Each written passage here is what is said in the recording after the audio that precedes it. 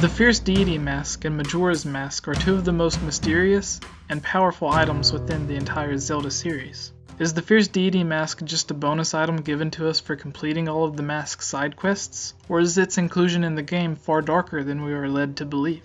And what other secrets lie behind Majora's mask? Join me as we uncover the secrets of both of these mysterious masks.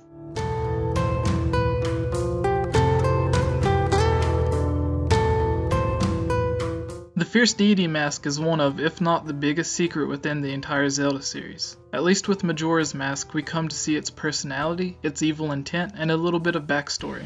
However, with the Fierce Deity mask, we are only given a few lines of text, and that's it. A gossip stone mentions that it has attributes of all other masks we find within Termina, and the kid on the moon wearing Majora's mask gives us the mask only if we give away every other mask and have no masks left to wear during the final boss fight. We all know the famous quoted lines given to us by the child on the moon about being a good guy and the bad guy, with Link eventually playing the role of the bad guy.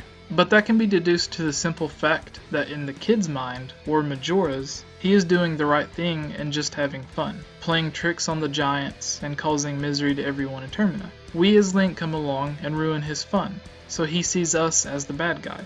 Similar to a kid doing something to get in trouble and then saying that's not fair when they are grounded. In their eyes, they were just having fun and aren't doing anything to get in trouble. In Termina, almost every character from Hyrule has their counterpart.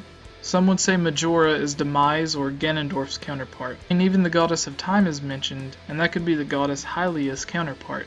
And thanks to Skyward Sword, we all know Hylia sacrificed herself and was reincarnated as Zelda.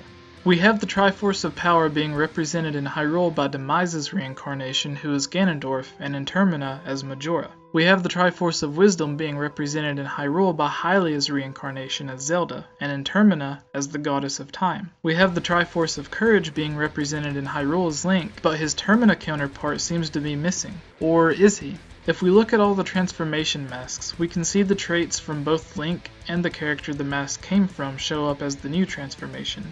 In fact, they appear so similar that the character's family and friends within the game can't even tell that we are just disguised as the character.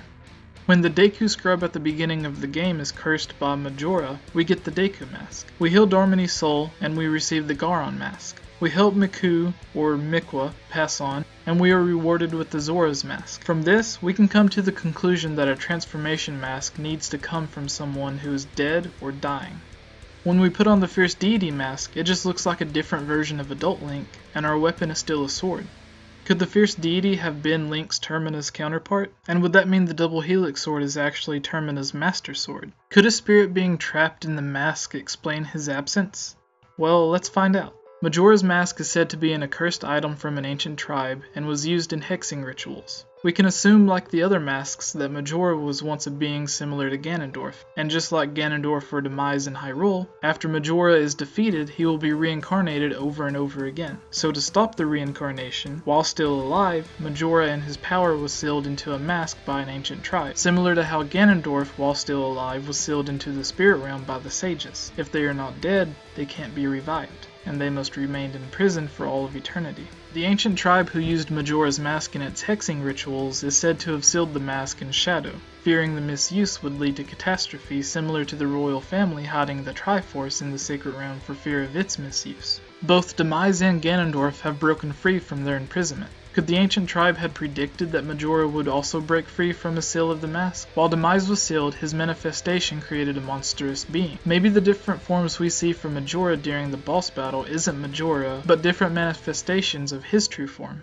Now back to the Fierce Deity mask. Just as with the other 3 transformation masks and Majora's mask, it's likely that Link's Termina counterpart was also sealed within a mask. But why would the tribe seal their hero into a mask? It's possible that Termina's hero wasn't actually as kind-hearted as Link from Hyrule. If we look at Link's other counterpart from Lorule, we can see that Ravio is the opposite of Link. No, he isn't evil, but just as Link is viewed as being brave and courageous, Ravio lives in constant fear and could be seen as a coward. Similarly, Link's Termina counterpart could have been a sort of anti-hero. He may have been just as brave and courageous as Link, but instead of being a kind-hearted hero, he could have the potential to turn evil. He could have demanded respect or a high-ranking position as a king or general of the army, and in fear of his power, the tribe could have also turned him into a mask.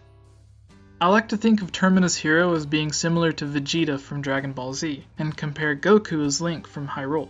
Both are brave, courageous, become more powerful to stop their enemies. Goku is even kind enough to give many of his enemies second chances before destroying them. Although Vegeta can also be seen as a hero and a good guy, he isn't as pure-hearted as Goku, but he still is considered a hero. He has a bad temper and a personality that also demands respect.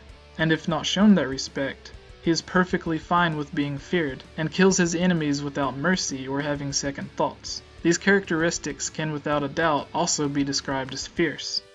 We can also see these opposite but still similar characteristics between Ganondorf and Majora.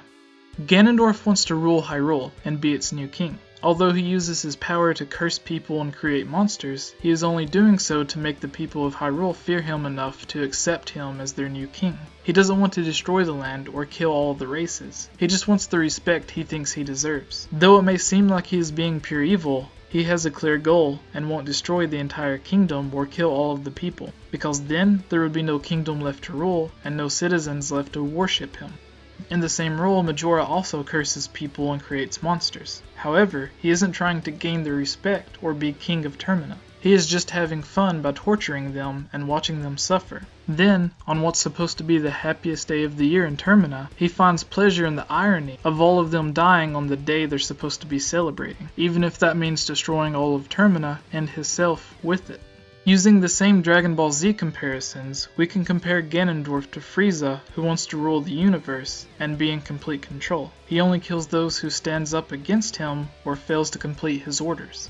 Majora can be compared to Majin Buu, who wants to just have fun and destroy everything.